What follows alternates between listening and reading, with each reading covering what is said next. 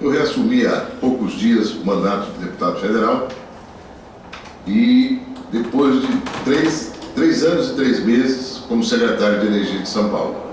Eu gostaria, em primeiro lugar, justamente de destacar rapidamente, prestando contas à casa e à sociedade, da razão dessa minha ausência, né, durante 3 anos e 3 meses. Eu assumi a Secretaria de Energia do Estado de São Paulo e tive como orientação básica do governador Geraldo Alckmin fazer um trabalho intenso no sentido de dar satisfação aos consumidores residenciais, comerciais, industriais do serviço de fornecimento, distribuição de energia elétrica no estado de São Paulo.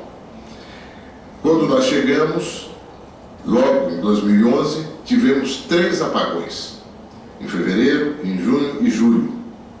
E começamos a estudar a situação em que se encontrava o setor de distribuição em São Paulo. E pudemos observar, através dos balanços das empresas, que a lucratividade não era pequena.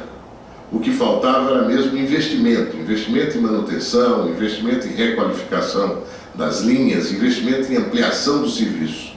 E os resultados apareceram ao longo desses 3 anos. Para que vocês tenham uma ideia, senhor presidente, hoje as 5 principais distribuidoras de energia de São Paulo, que em 2010 tinham um desempenho em termos de número de horas de interrupção de energia por ano, em 2010 esse número de horas era de 9 horas por ano de interrupção média no fornecimento.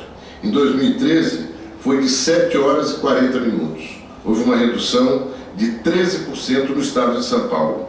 E na região metropolitana, de 25% a redução do número de horas de interrupção no fornecimento ao longo de um ano. Do mesmo modo, o número de vezes em que a energia foi interrompida, em 2010, uma média de 5,5 vezes por ano. Em 2013, uma média de 4,5 vezes por ano. É uma discussão técnica, mas que resulta de forma bem objetiva em que as 5 principais distribuidoras de energia de São Paulo são as 5 primeiras, do ponto de vista nacional, em termos de menor tempo de interrupção no fornecimento de energia. Isso aqui são dados da Agência Nacional de Energia Elétrica, da ANEEL.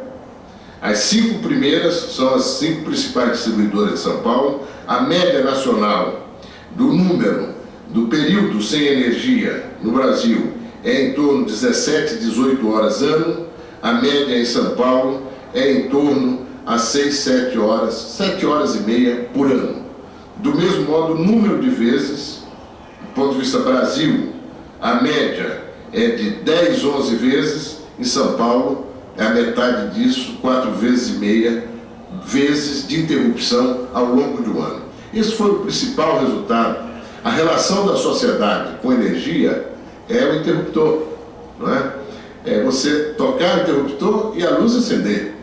Toda vez que isso não acontece, há problemas e cabe ao poder público, que tem a competência de fiscalizar, de regulamentar, e no caso de energia elétrica, nós temos em São Paulo a fiscalização por delegação da ANEEL, de fazer a sua parte, de fazer com que os concessionários realmente tenham como centralidade da sua ação a qualidade do serviço que prestam à população. Foi um resultado muito positivo e, além disso, nós ampliamos muito as prospecções, as iniciativas para estimular o desenvolvimento da energia renovável no estado de São Paulo. Energia renovável no mundo hoje, do total de energia produzida, é 12,5%. No Brasil, já estamos em 45%.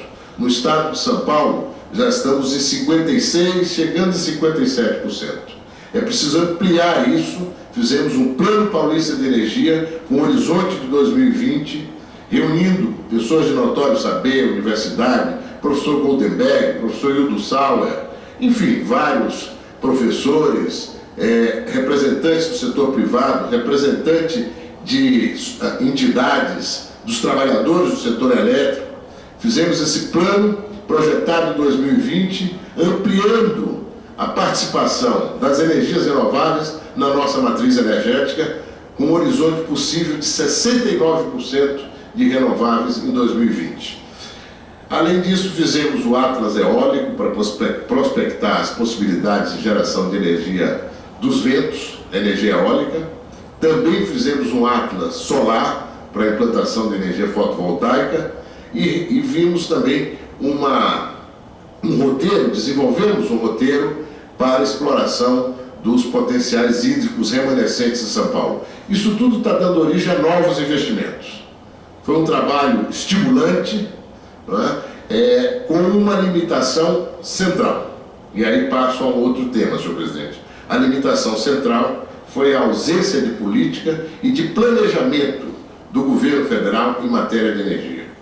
Nós temos hoje no Brasil uma situação, do ponto de vista de energia, que é uma situação muito difícil e muito danosa ao interesse público. Desde que o governo fez a medida provisória 579 e a aprovou aqui sem admitir nenhuma emenda, à exceção de uma, não é? Entre as 400 que foram apresentadas, só tivemos o agravamento da crise do setor elétrico e do setor de energia de um modo geral. Uma medida provisória ruinosa, demagógica, eleitoreira, porque se dava com uma mão uma redução da tarifa de energia, com a outra mão tirava, como está tirando, dezenas de bilhões do Tesouro que podiam estar sendo investidos em várias outras atividades, segurança, educação, mobilidade urbana, saneamento.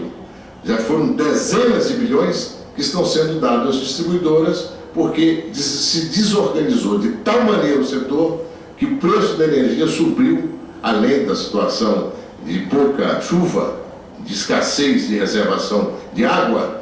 O preço da energia hoje está no pico e o governo federal desorganizou totalmente o setor, não só com essa medida provisória, mas com outras iniciativas que se mostraram ruinosas, como essa de impor à Petrobras preço administrado, fazendo com que a empresa compre derivados de petróleo por um valor e venda mais barato aqui, internamente, criando uma situação difícil para a empresa e também arruinando o setor sucroenergético. O setor sucroenergético no Brasil fez esse fantástico programa do etanol, de um combustível de baixo impacto ambiental, vive hoje a sua pior crise. A tal ponto, deputado Isalci, que o Brasil está importando etanol dos Estados Unidos para suprir a demanda de etanol no Nordeste. Isso é realmente vergonhoso.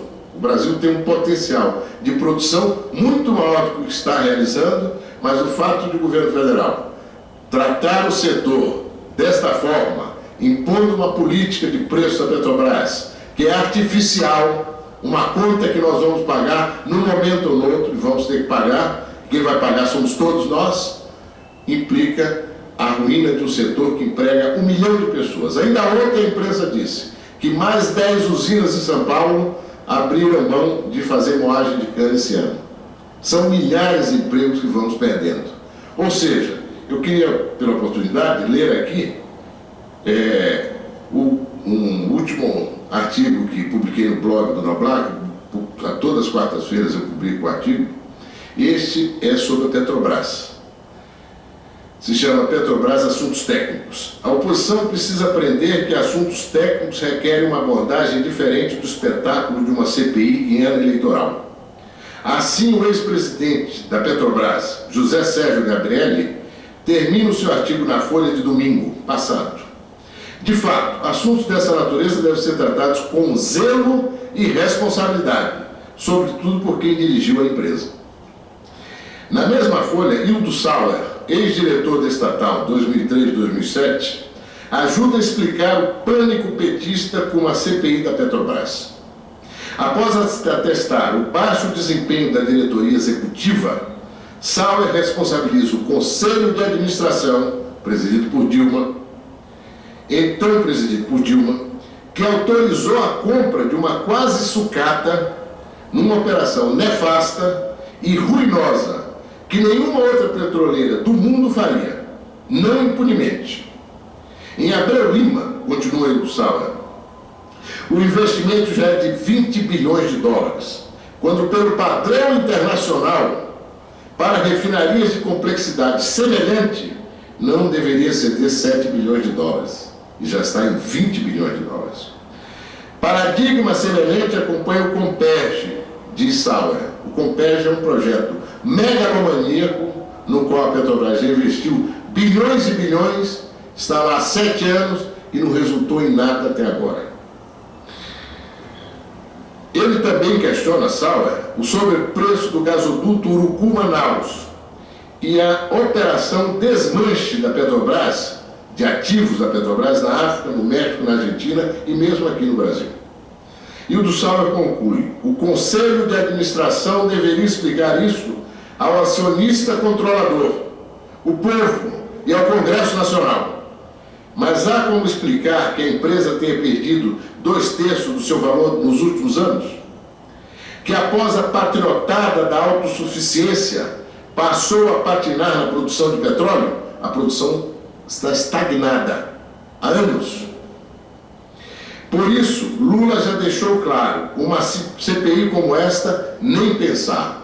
Não é só a Passadina, é Abreu Lima, é o gasoduto no Amazonas, é o Comperj, é o preço administrado que impõe prejuízos bilionários à Petrobras. Obra iniciada, mas não concluída, me lembra o saudoso Mário Covas. Ele dizia que aplicar recursos públicos em projetos sem data para a conclusão é uma forma de favorecer a corrupção. Para piorar, o governo tem reservado à Petrobras uma política nefasta de preços administrados, vendendo combustíveis abaixo do preço de custo. Mesmo Luiz Gonzaga Beluso, economista menos crítico ao governo, criticou o represamento da inflação em entrevista ao Estadão. Quanto mais você demorar para ajustar, pior, disse ele, e conclui. Essa ideia de segurar as tarifas foi aplicada nos anos 70 e deu no que deu. Inflação descontrolada. Os malfeitos desse governo têm proporções nunca antes vistas neste país. Os desvios têm custos inestimáveis. O tutor da presidente pede que ela vá para a ofensiva. Vamos esperar que seja para esclarecer, mudar rumos e não seguir na construção de um desastre movido pelo engodo e a demagogia, dependente exclusivamente de um projeto de poder em que tudo vale. Senhor presidente, eu oportunamente vou me estender mais sobre a situação grave que o país enfrenta hoje na economia. Mas eu queria destinar a outra parte do meu tempo a uma situação que precisa ser do conhecimento dessa casa. Aquilo que eu chamo um novo dossiê petista contra adversários políticos para difamar, jogar lama, tentar destruir reputações. Senhor presidente, 5 dias após a prisão dos mensaleiros, que foi no dia 15 de novembro, no dia 21 de novembro, o Jornal Estado de São Paulo publica uma matéria com base num texto anônimo, falso, eu tenho todos esses documentos aqui, sem assinatura, incriminando uma série de políticos. Esse documento, supostamente, era a tradução de um texto em inglês. E depois foi se ver, logo em seguida, que era uma tradução adulterada. O original não constava nome de nenhum político. Esta folha vazada, por quem nós vamos ver logo em seguida, ela tinha como propósito, primeiro, contrabalançar, digamos assim, a prisão de mensaleiros e, segundo, agredir oposicionistas, tentar jogar lama, difamar.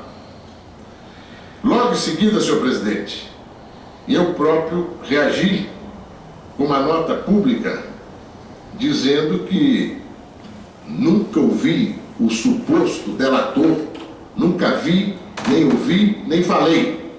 Coisa que ele próprio comprova. Ele próprio depois diz que nunca conseguiu falar comigo. Ele próprio diz, inclusive, que aquele texto adulterado não foi de sua autoria. Mas, felizmente, o parlamento chamou a esta casa o senhor ministro da Justiça. E ele aqui veio, uma semana, 10 dias depois da publicação desta carta apócrifa, anônima.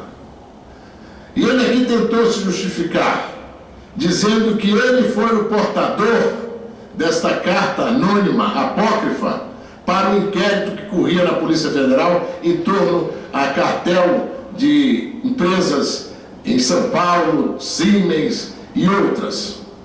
E que ele recebeu esse texto do deputado Simão Pedro, deputado estadual de São Paulo, em maio do ano passado, e o recebeu na sua casa, não achou necessário registrar a recepção, pegou o texto e achou que devia encaminhá-lo à Polícia Federal para ver se tinha alguma procedência naquele inquérito que estava sendo feito. O ministro foi de uma placidez, como se tudo isso fosse normal. Não, nada é normal. O ministro prevaricou.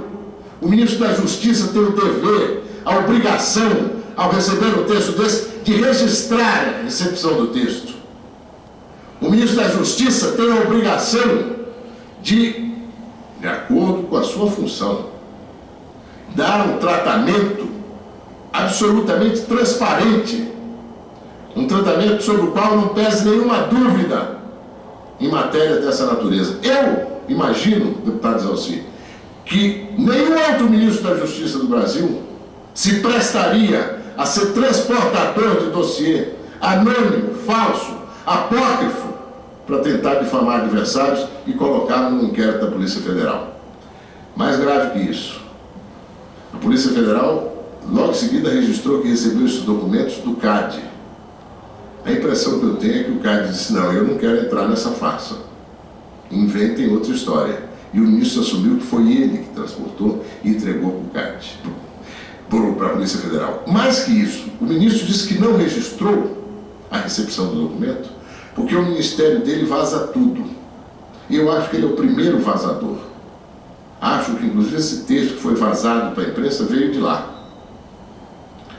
Agora, alguns dias atrás, o deputado Simão Pedro, esse que eu tenho caracterizado como falsário, que fez o texto, até prova em contrário, se não foi ele vai ter que dizer quem foi.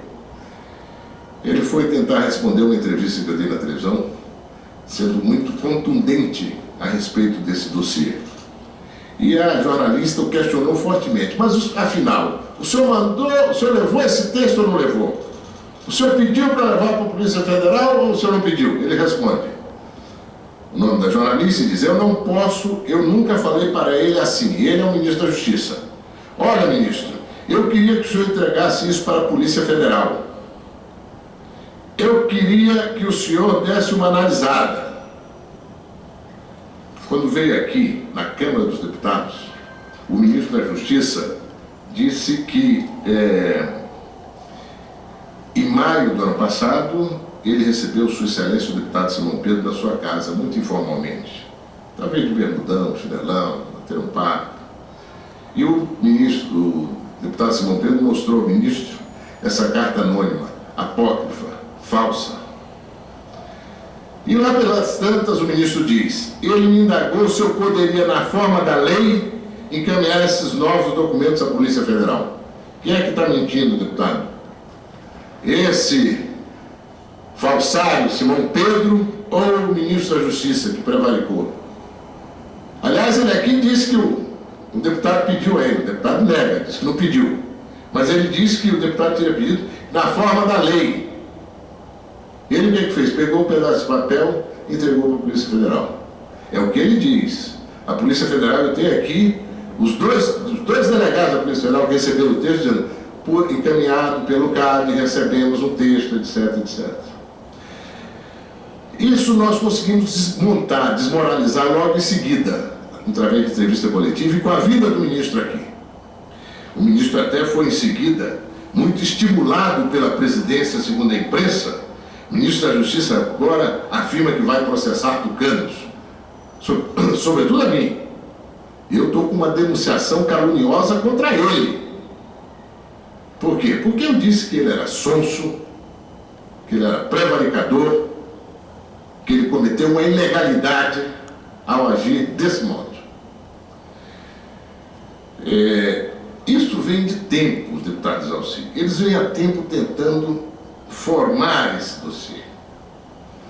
Como nós desmoralizamos essa primeira parte, o próprio delegado Daiello, delegado-geral da Polícia Federal, no dia 26 de novembro passado, declarou no Jornal Nacional o seguinte: nós vamos praticar diligências para ver se existe dentro de um inquérito já existente, e neste inquérito, se algum personagem for privilegiado, existe algum personagem que for privilegiado, ou surgir indícios de envolvimento, esse inquérito sim será remetido ao tribunal respectivo.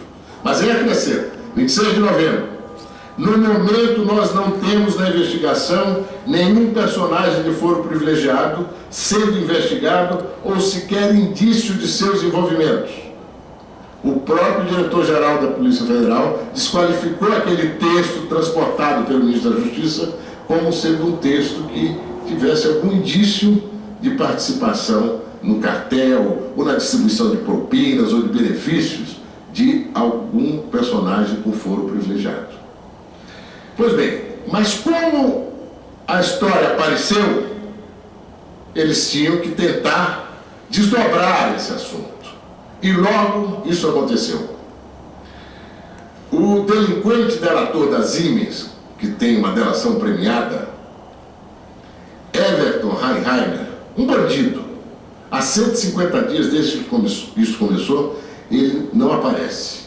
A gente não consegue intimá-lo. Eu tenho várias ações contra ele. Não sei o que. Ele deve estar sob a proteção do Ministério da Justiça. Eu já pedi, inclusive, ao procurador-geral que impeça que ele saia do Brasil, porque ele tem dupla cidadania. Ele tem passaporte alemão. Que mantenham-o aqui, porque este é um bandido que tem que estar na cadeia, pelas difamações, pelas calúnias. Mas o delegado da Polícia Federal de São Paulo requiriu o bandido, e o bandido encontrou uma nova versão. Falou que ele lidava com um deputado lá e que foi sugerido a ele que falasse comigo. E que ele nunca conseguiu falar comigo, mas conseguiu falar com um assessor meu. Eu desmenti tudo, em notas para a imprensa. O cidadão nunca foi meu assessor mencionado, nunca. Aqui eu tenho a relação de todos os meus assessores, desde que eu entrei nesta casa em 93 e das vezes que fui secretário de São Paulo 2 vezes e vereador o mais votado da capital. Pois bem, desmentido feito, de qualquer maneira, o delegado pediu ao juiz e à procuradora de São Paulo para que mandasse o inquérito para Brasília, porque aquilo constituíam indícios que precisavam ser apurados. A procuradora disse exatamente o seguinte: somente com a colheita de elementos que corroborem as informações prestadas pelo investigado colaborador é que o feito pode ser remetido ao STF. Ressalta que não existe nos autos, até o momento, elementos que possam demonstrar qualquer responsabilidade penal das pessoas mencionadas no depoimento de investigação do investigado colaborador. Mas o que o bandido disse não tinha nada que fosse um indício firme contra quem quer que seja. O próprio juiz que encaminhou diz: diante dessas premissas, não posso deixar de destacar que, a meu ver, os elementos obtidos pela autoridade policial até o momento são fragilíssimos em relação às autoridades com prerrogativa de foro mencionadas pelo investigado colaborador. Esse exame, portanto, ele diz, no entanto, não cabe a mim, vou encaminhar ao ministro Marco Aurélio, como encaminhou ao Supremo Tribunal Federal. O ministro encaminhou para o Procurador-Geral da República. O Procurador-Geral da República ficou com o material durante um tempo e, em seguida, pediu ao ministro Marco Aurélio toda a integralidade da delação premiada do bandido das Siemens. E depois de 2 meses, finalmente, agora no começo de abril, o Procurador-Geral da República isentou os demais parlamentares que estavam ali, à exceção do deputado Rodrigo Garcia e de mim. No meu caso, o Procurador-Geral da República, eu quero destacar isso bem, deputado Exalci, o Procurador-Geral da República diz que aí houve uma requisição, uma nova fala do bandido delator, porque aquilo que ele disse lá atrás, tentou falar comigo, não conseguiu, tal, tudo isso foi irrelevante do ponto de vista de qualquer indício com relação a mim. É irrelevante. Além do que eu testemunhei, quer dizer, deixei claro, o rapaz nunca foi meu assessor, e ele mesmo, o bandido, disse que nunca conseguiu falar comigo, nem nunca me viu e nem conseguiu falar comigo. Foi sugerido a ele que falasse comigo, mas quem falou com o assessor. Pois bem, o Procurador-Geral da República, numa nova requisição do bandido delator, o bandido disse que em 2005, ele foi orientado por um cidadão que é o presidente da CPTM em São Paulo atualmente, chama-se Mário Bandeira. Ele foi orientado que ele deveria passar, o bandido delator, a tratar com José Aníbal, deputado estadual que ficou responsável pelos contatos políticos e pela distribuição das prebendas, das propinas. Deputado Exalci, eu nunca sequer fui candidato a deputado estadual. Não é que eu não fui deputado estadual, eu não fui candidato a deputado estadual. Eu até pedi para a presidência da Assembleia Legislativa de São Paulo, eles mandaram um documento atestando esse fato. Mas o Procurador-Geral da República, ao pedir que a ação prossiga com relação a mim, a investigação, ele diz o seguinte: de outro modo, o colaborador apontou ainda indícios de envolvimento do deputado federal José Aníbal. Não foi deputado federal, foi deputado estadual que ele se referiu na delação dele. Na medida em que relata ter sido avisado com a saída do deputado Garcia da presidência da Comissão de Transporte da Assembleia Legislativa do Estado de São Paulo, deveria passar a tratar com o deputado José Aníbal. Porque o delator diz que tratar com o deputado estadual José Aníbal porque o deputado Rodrigo saía da presidência da Comissão de Transporte da Assembleia Legislativa e eu assumiria. Isso é um fato. O senhor Procurador-Geral da República, ele passou por cima desse fato. Isso é gravíssimo. Gravíssimo! Eu só tenho uma nota, deputado Exalci, no mesmo dia, dizendo o seguinte: é temerária e extremamente perigosa para a democracia brasileira a manifestação do Procurador-Geral da República. Ele toma como base, sem qualquer esforço de averiguação, erros factuais fabricados por uma máquina de destruição de reputações liderada pelo ministro da Justiça, José Eduardo Martins Cardoso. Eu não era deputado à época dos fatos, ao contrário do que diz a manifestação do Procurador-Geral. Tampouco fui presidente da Comissão de Transporte da Assembleia Legislativa, por óbvio. Segundo a nota espúria divulgada pela assessoria da Procuradoria-Geral da República, eu não atuava na esfera estadual e nunca fui deputado estadual. Ambos os documentos, a manifestação do Procurador-Geral e o documento infeliz de sua assessoria, disseminam de forma proativa mentiras que poderiam ter sido desfeitas, no mínimo, por uma busca na internet. As fraudes e calúnias nos vários depoimentos do bandido delator da Siemens, a Polícia Federal, foram acolhidas pelo Procurador-Geral sem nenhum critério ou verificação que pudesse justificar a continuação da investigação. Confio que o ministro Marco Aurélio Mello vai reconhecer erros factuais e desfazer as calúnias, todas elas já desqualificadas por mim de mais esse dossiê petista. Eu apresento fatos, deputado Exalci. Eu tenho aqui o alegado, a pessoa que ele alega, que sugeriu a ele que tratasse com o deputado estadual José Aníbal em 2005, que é presidente da CPTM, tem uma nota dele aqui. Quanto ao deputado José Aníbal, não o conhecia à época, só vinha conhecer ele em 2011, quando assumiu a Secretaria de Energia. Saliento que até o momento não fui intimado para prestar depoimento na PF a respeito do caso tratado neste inquérito. Contudo, estou à disposição das autoridades para a cariação com o senhor Everton, o bandido, em qualquer tempo e lugar. Mas eles não fazem. Eles querem deixar isso pairando. Felizmente agora nós vamos ter, e eu espero que certamente logo, a manifestação do ministro Marco Aurélio Mello. Agora, com relação à trama, deputado Exalci, fica claro que se trata de um dossiê petista. Mais um, é uma especialidade deles. Eu até trouxe aqui um parágrafo de um artigo do João Melão, que já foi deputado, no Estadão do dia 18. Ele diz o seguinte: existem pessoas que colecionam borboletas, outras preferem guardar selos. Já esta gente sinistra do governo se dedica a armazenar dossiês.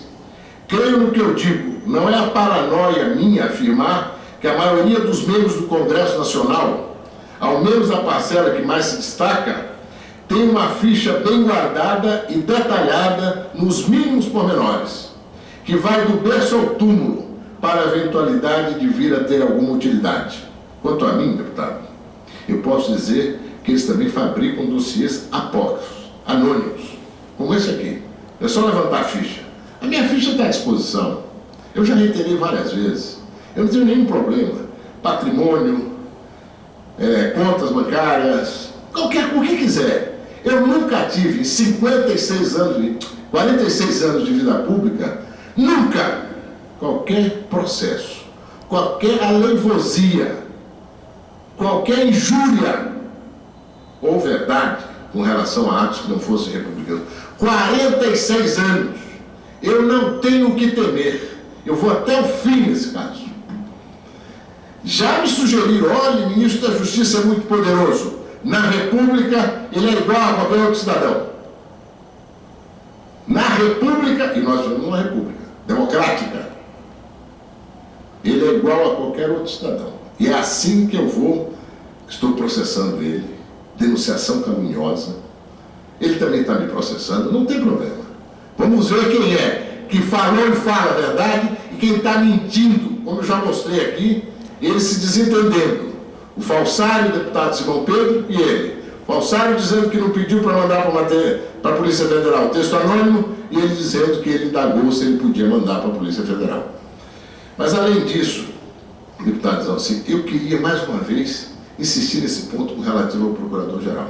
O Procurador-Geral é muito ocupado, mas ele é Procurador-Geral de toda a República. E no caso de um homem público, ou de homens públicos, ele tem que ter toda a atenção ao sugerir qualquer procedimento com relação a eles. No meu caso, ele não teve nenhuma. Se ele fosse na internet e tocasse ali e procurasse saber, ele ia ver que eu nunca fui deputado estadual. Isso já seria suficiente. Se é com base a isso que ele propõe me indiciar, é com base no fato de que me indiciar não, continuar a investigação, de que um bandido, o que está sumido, sob proteção do Ministério da Justiça, com certeza, eu espero, que ele não tenha saído fora do Brasil.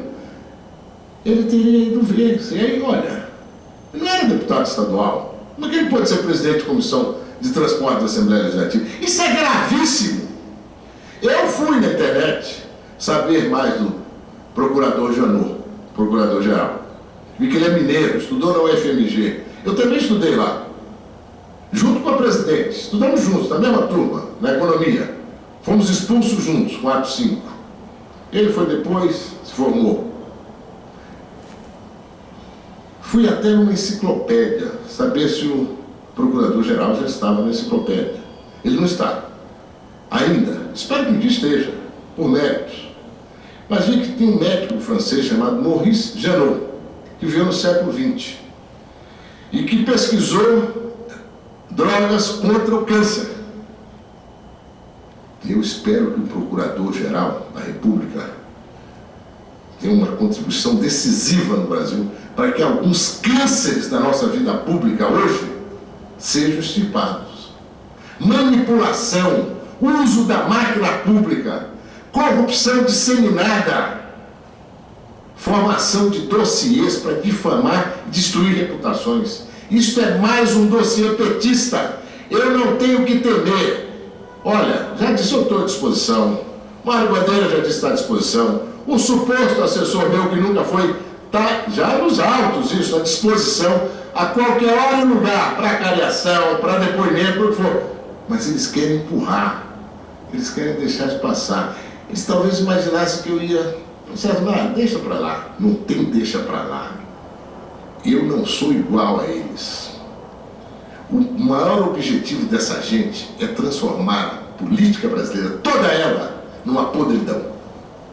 Todos somos... Eu não sou igual a eles. Eu tenho história de vida, postura, compromisso republicano permanente. Nunca me envolvi em qualquer atividade que pudesse dar origem à suspeição, a qualquer coisa que fosse.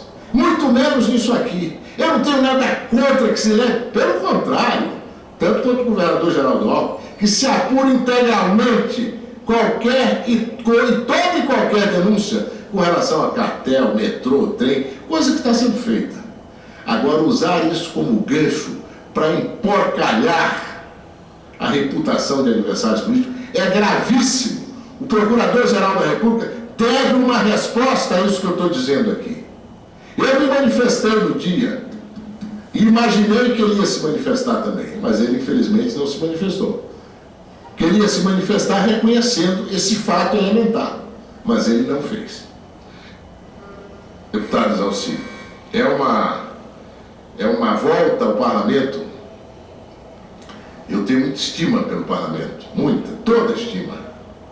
Toda vez que se critica que isso, aquilo, você veja, hoje mesmo aqui, o deputado pouco antes de mim estava falando de um texto aprovado do maior significado para o país, que tem a ver com inovação tecnológica, pesquisa e desenvolvimento, aproximar a universidade da produção, dos setores produtivos e vice-versa. Um movimento aí de interatividade a favor da competitividade, de uma melhor posição do Brasil na economia internacional. O parlamento é capaz de grandes iniciativas. Infelizmente, eu tive que gastar esse tempo para também dar essa satisfação aos meus pares ao Brasil. Eu já me manifestei várias vezes. Esta foi mais uma dentro da casa a que eu pertenço. E em satisfação e em consideração aos meus pares. Eu quero dizer que não vou descansar enquanto isso não estiver totalmente revelado. A trama, o dossiê, a iniciativa malsã. O Brasil precisa acabar com isso. E espero do Procurador-Geral da República que ele tenha a atitude que ele já deveria ter tomado. Que é a atitude que se espera dele. Que ele reconheça que cometeu um erro primário. E me tire de uma investigação com a qual eu não tenho nada a ver. Rigorosamente nada a ver. Muito obrigado, deputado. Bom dia.